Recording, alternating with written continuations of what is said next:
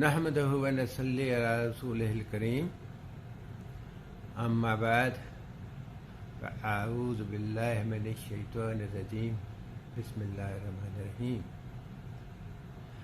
آج کل عموماً ایک خیال پایا جاتا ہے اور عوام الناس کا اس پر یقین ہے کہ حضرت آدم علیہ السلام اور حضرت حوا اگر جنت میں ممنوع درخت کا پھل نہ کھاتے تو آج ہم زمین پر نہ ہوتے، جنت میں ہوتے۔ میں چاہتا ہوں کہ ان کی یہ غلط فہمی ختم ہو جائے اور وہ قرآن سے درست احوال جان لے۔ ہماری بدقسمتی ہے کہ ہم تقریریں سن کر اور دوسرے لوگوں کی باتیں سن کر اس پر یقین کر لیتے ہیں۔ کبھی ہم نے یہ نہیں سوچا کہ یہ بات جو یہ شخص کہہ رہا ہے آیا یہ قرآن میں موجود ہے، اسی طرح لکھی ہوئی ہے جس طرح یہ کہہ رہا ہے۔ یعنی قرآن یا تو ہمیں بچپن میں مدرسے میں پڑھایا جاتا ہے، مسجد میں، یا پھر گھر میں ٹیوشن کے ذریعے ایک دفعہ ختم کرا دیا جاتا ہے۔ یعنی ہماری کوشش ہوتی ہے کسی طرح قرآن ختم ہو جائے اور اس کے بعد ہم فارغ ہو جاتے ہیں۔ میں یہ بات اس لیے کہہ رہا ہوں کہ مجھے یاد ہے 1966 یا 67 کی بات تھی۔ اس زمانے میں طالب علم تھا، ماسٹرز کر رہا تھا۔ میرے ایک دوست تھے، ہماری ٹیچر ہوتی تھی ڈاکٹر کنیز فاطمہ یوسف۔ وہ اسلامک سوشلزم جو اس زمانے میں بھٹو نے چلایا تھا اور بڑا اس کا شعرہ تھا، وہ اس پہ یقین رکھتی تھیں، اور ظاہر ہے طالب علم بہرحال اپنے اساتذہ سے بہت اثر لیتے ہیں۔ میرا وہ دوست جو ہے وہ بھی ان سے خاصا متاثر تھا۔ میری اور اس کی آپس میں بحث ہوتی رہتی تھی۔ ایک دفعہ میں نے اس سے ایک بات پوچھی، بڑے اچھے دوست تھے ہم۔ میں نے کہا یار ایک بات تو بتا، تو اتنی بڑی بڑی موٹی کتابیں پڑھتا ہے اور یہ سارا فلسفہ بھی دیکھتا ہے سب کچھ، تو یہ بتا تم نے قرآن پڑھا ہے؟ اس نے کہا یار بچپن میں مولوی صاحب سے پڑھا تھا، اس کے بعد موقع نہیں ملا۔ میں نے کہا یار شرم آنے کی بات ہے تمہیں کہ اتنی موٹی موٹی من و وزنی کتاب میں تم پڑھ رہے ہو، قرآن کو تم نہیں پڑھ رہے۔ اگر تم قرآن پڑھنے کے بعد یہ کہو نا کہ قرآن یا اسلام پہ موجودہ زمانے کے حالات پہ عمل نہیں ہو سکتا اور ہمیں اس میں سوشلزم کی تھگڑی لگانی ہے، تو میں یہ بات جو ہے وہ شاید تسلیم کر لوں، لیکن تمہیں تو یہ پتہ ہی نہیں ہے، تم یہ یک طرفہ ٹریفک میں ہو، تمہیں یہ پتہ ہی نہیں قرآن کیا کہہ رہا ہے، اسلام کیا کہہ رہا ہے، اس کی تعلیمات کیا ہیں، اور اس کی مخالفت کی جا رہی ہو کہ وہ اس وقت قابل عمل نہیں ہے۔ بہرحال یہ تو ایک جملہ معترضہ تھا۔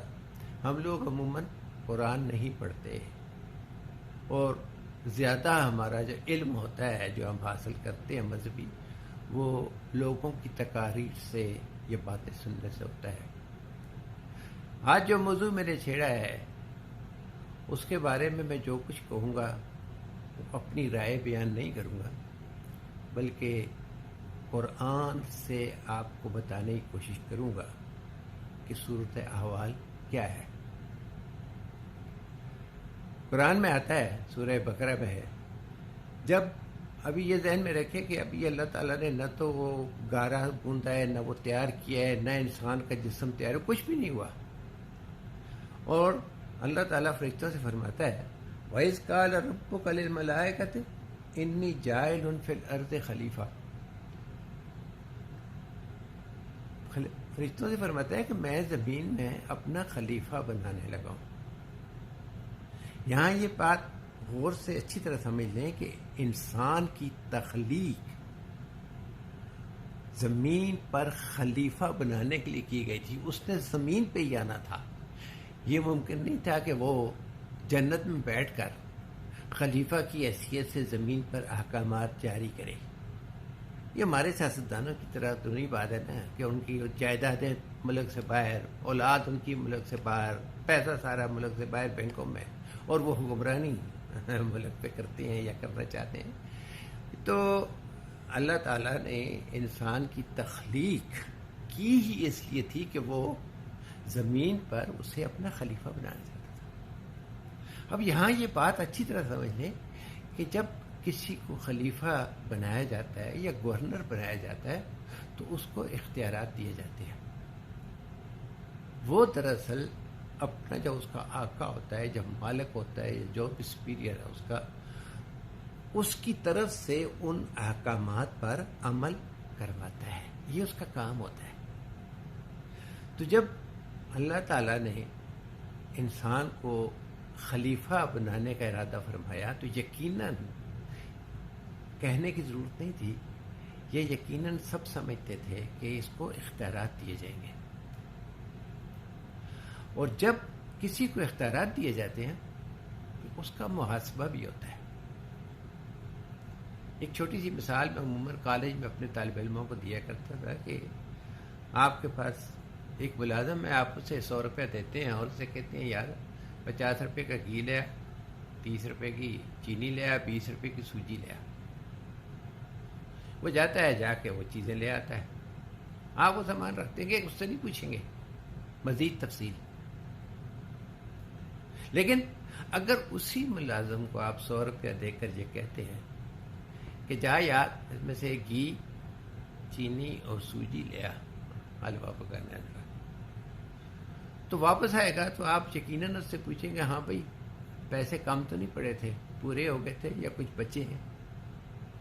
سوال یہ پیدا ہوتا ہے کہ رقم بھی وہی ہے، اشیاء بھی وہی ہیں. پھر کئی دفعہ یہ پہلے ملازم سے آپ نے نہیں پوچھا کتنا خرچہ ہوا، کیا خرچ ہوا، دوسرے سے پوچھا. وجہ صرف یہ ہے کہ دوسرے ملازم کو آپ نے ڈسکریشنری پاور یعنی اس کے اوپر چھوڑا تھا کہ وہ کتنا گھی لاتا ہے، کتنی چینی لاتا ہے، اس کی مرضی پہ چھوڑ دیا تھا. تو جب کسی کو یہ اختیارات دیا جاتا ہے نا مرضی کا کام کرنے کے لیے، تو پھر اس کا احتساب بھی ہوتا ہے. اس سے پوچھا جاتا ہے کہ ہاں بھائی تم نے یہ مرضی جو ہے کیسے استعمال کی یہ چیز. چنانچہ یہ دو باتیں آپ پہلی سمجھ لیں کہ پہلی بات انسان کی تخلیق زمین پر خلیفہ بنانے کے لیے کی گئی تھی تاکہ وہ یہاں پر اللہ تعالیٰ کے نائب کی حیثیت سے، اس کے خلیفہ کی حیثیت سے اس کے احکامات جاری کرے، اس کے احکامات نافذ کرے. اور جب یہ بات طے ہو گئی تھی تو اس کا احتساب ضروری تھا. اب جہاں تک تعلق یہ ہے کہ ہم یہ سوچیں کہ انسان کو یہاں کس کام کے لیے بلایا گیا تھا، مقصد کیا تھا، بڑا امپورٹنٹ بھی کوشچن ہے، بڑا اہم سوال ہے. بات دراصل جو ہے وہ یہ ہے کہ کسی چیز کے بارے میں اگر ہم معلومات حاصل کرنا چاہیں تو ہم اس کا جو مینوفیکچرر ہے، اس کا بنانے والا ہے، اس سے پوچھتے ہیں کہ یار یہ چیز کیسے بنائی ہے، کس لیے بنائی ہے، مقصد کیا ہے اس کا. ایکس وائی زیڈ سے نہیں پوچھتے. پھر کسی اور جا کے پوچھیں یار فلاں نے یہ چیز بنائی ہے، اس کا مقصد کیا تھا. چنانچہ انسان کو چونکہ اللہ نے پیدا کیا ہے تو اس کے بنانے کا مقصد جو ہے وہ بھی اللہ تعالیٰ ہی بتائے گا. پھر دوسری بات جو ہے وہ یہ ہے کہ ہم دنیا میں عموماً جو بھی چیز بناتے ہیں اس کا کوئی نہ کوئی مقصد ہوتا ہے. مثلا کرسی بیٹھنے کے لیے بنائی جاتی ہے، بستر سونے کے لیے، مکان رہنے کے لیے. ہاں جو بھی چیزیں بناتے ہیں اس کا ایک خاص مقصد ہوتا ہے. تو کیا ہم اللہ سے یہ توقع کر سکتے ہیں کہ اس نے اس کی جو اتنی عظیم تخلیق ہے انسان، وہ بغیر مقصد کے اس نے بنا دیا ہوگا؟ یقیناً اس کا مقصد ہوگا. اور یہ مقصد ایسی بات نہیں ہے کہ اللہ تعالیٰ نے بیان نہیں کیا، قرآن میں ہی اس نے بتا دیا ہے کہ مقصد کیا تھا پیدا کرنے کا انسان کو. میں نے عرض کیا ہے نا کہ ہم قرآن کو کم ہی دیکھتے ہیں، ورنہ اگر ہم قرآن کو دیکھیں تو ہمارے تمام سوالات کے ہمیں جوابات مل سکتے ہیں. قرآن میں اللہ تعالیٰ فرماتے ہیں، اور یہ میں ایک جگہ سے میں مثال دے رہا ہوں، یہ کوئی ایک بات نہیں ہے، بار بار کہا گیا مختلف مقامات پہ مختلف الفاظ میں. ایک بہت مشہور آیت میں آپ کے سامنے پیش کرتا ہوں جو عموماً بیان بھی کی جاتی ہے، آپ اس سے جانتے بھی ہوں گے کہ اللہ تعالیٰ نے فرمایا وَمَا خَلَقْتُ الْجِنَّ وَالْإِنسَ إِلَّا لِيَعْبُدُونِ، اور ہم نے جنوں اور انسانوں کو نہیں بنایا مگر یہ کہ وہ ہماری بندگی کریں. یہاں یہ لفظ جو یعبدون ہے، اس کا ترجمہ کرتے ہوئے جن لوگوں نے تھوڑی سی ڈنڈی ماری ہے، اس نے خالی ترجمے میں ڈنڈی بھی نہیں ماری بلکہ پوری مسلم امہ کو ایک غلط راستہ دے دیا ہے. عموماً جو لوگ بھی اس کا ترجمہ کرتے ہیں وہ کہتے ہیں کہ جی اس کو نہیں پیدا کیا مگر وہ ہماری عبادت کریں.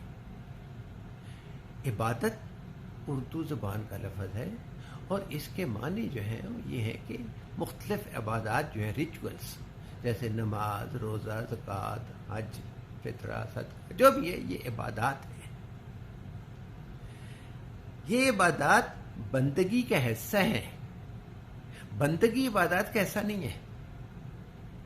تو اللہ تعالیٰ جو ہے وہ ہم سے بندگی چاہتا ہے، غلامی. وہ چاہتا ہے کہ جس ہستی کو میں نے اپنا خلیفہ بنا کے بھیجا ہے وہ اپنی مرضی نہ چلائے، وہ میرے احکامات کی پابندی کرے، میرے احکامات زمین پر نافذ کرے. یہی وہ مقصد ہے جس کے لیے اللہ نے انسان کو پیدا کیا. یہاں یہ میں واضح کرتا چلوں کہ اللہ تعالیٰ کے لیے قطعاً مشکل نہیں ہے کہ وہ زمین پہ اپنا قانون نافذ کرے یا تمام لوگوں کو سیدھا نہ کرتے، کر سکتا ہے. لیکن اگر وہ خود یہ کام کر دے، اگر وہ تمام لوگوں کو نیک بنا دے، اپنے بندے بنا دے، تو پھر وہ جو امتحان ہے جس کے لیے جنت سے زمین پر انسان کو بھیجا گیا تھا وہ مقصد ختم ہو جاتا ہے. پھر اس کا احتساب کا مقصد ختم ہو جاتا ہے. جب آپ کے پاس کوئی گنجائش ہی نہیں ہے تو احتساب کیسا؟ مثال دیتا ہوں آپ کو کہ جانور بنائے ہوئے اللہ نے، اللہ تعالیٰ ایک مخلوق ہے، ایک شیر ہے، وہ گوشت ہی کھائے گا. اس کی فطرت یہی ہے، اللہ نے اس کو اسی لیے پیدا کیا ہے کہ وہ گوشت کھائے. گائے گھاس کھائے گی. اب یہ نہیں ہو سکتا کہ شیر جو ہے اس کو آپ گھاس کھلائیں اور گائے کو گوشت کھلائیں. نہیں، وہ ان کی فطرت ہے جس پہ پیدا کیا ہے. ان کے پاس کوئی طاقت نہیں ہے وہ اپنے آپ کو تبدیل کرے. ایک درخت ہے یا ایک پہاڑ ہے، جہاں پہ اللہ تعالیٰ نے اس کو لے آیا، وہ خود اپنے آپ وہاں سے 1 انچ بھی سرک نہیں سکتا. اس کے پاس کوئی اختیارات نہیں ہے. اس لیے ان سب کا احتساب نہیں ہے. جانور، جمادات، نباتات، حیوانات، ان میں سے کسی کا احتساب نہیں ہے. کائنات میں اگر احتساب ہے تو صرف جنوں اور انسانوں کا ہے، اور وہ اس لیے کہ ان کو اختیارات دیے گئے تھے اور ان اختیارات کی وجہ سے ان کو حساب دینا ہے. میں عموماً اپنے طالب علموں سے بتایا کرتا تھا کہ فرض کیا میں آپ کے گھر میں آؤں اور آپ سے کہوں او یار یہ جو تم نے ڈرائنگ بنایا ہے یہ خطہ، اس کو بیڈ روم بنا دو، یہ کچن یہاں سے نکال کے ادھر کر دو، یہ بستر وہاں سے وہاں رکھ دو، سامان وہاں. تم کہتے سر کمال کرتے ہیں آپ، میرا گھر ہے، میں جیسے چاہوں رہوں.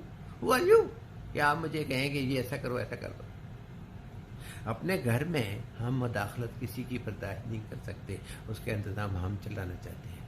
لیکن اللہ تعالیٰ کی زمین اور اللہ تعالیٰ کائنات میں اس کا قانون چلانے کے بجائے ہم اپنا قانون چلانا چاہتے ہیں.